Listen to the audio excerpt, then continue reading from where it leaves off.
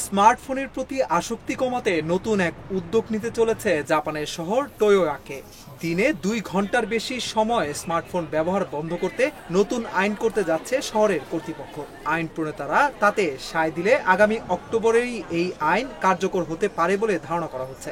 British সংবাদ মাধ্যম BBC বলছে, এরই মধ্যে আইচিতে এই প্রস্তাব পাঠিয়েছে টোয়োয়াকে মিউনিসিপাল সরকার। এবার লাগবে আইন প্রণেতাদের অনুমোদন। আইনটি কার্যকর হলে দিনে 2 ঘন্টা স্মার্টফোন ব্যবহারের অনুমতি পাবে শহরটির ৬৯,০০০ বাসিন্দা। তবে এটি পালনে বাসিন্দাদের বাধ্য করা হবে না। টোয়োয়াকে শহরের মেয়র মাসাফুমি কোকি বলেছেন, এই প্রস্তাব কাজ ও পড়াশোনার সময় প্রযোজ্য নয়। এছাড়া কঠোরভাবে এটি কার্যকর করা হবে না।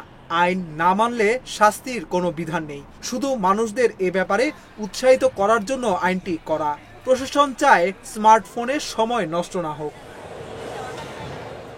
মাসাফুমি কোকি বলেন, এটাই আমাদের সমাজের পরিবারগুলোর সুযোগ। তারা এবার স্মার্টফোন ব্যবহার করা নিয়ে দ্বিতীয়বার ভাববে। তারা দিনে কতক্ষণ সময় নষ্ট করছে সেটি নিয়ে এখন অবগত হবে। এছাড়া পরিবারের অন্যান্য সদস্যদেরকেও এ ব্যাপারে সচেতন করতে পারবে। তবে রান্না, ব্যায়াম, অনলাইন শিক্ষা কিংবা স্পোর্টসের সময় এই 2 ঘন্টার মধ্যে নয়। কিন্তু কর্তৃপক্ষ বলছে, কিছু শিক্ষার্থী রয়েছে যারা স্মার্টফোন ছাড়া স্কুলে যেতে চায় না। তাদের জন্য এই আইন প্রযোজ্য। এমনকি বয়স্করাও ঘুমানোর সময় স্মার্টফোনের সময় দিচ্ছেন, পরিবার সময় কম পাচ্ছে।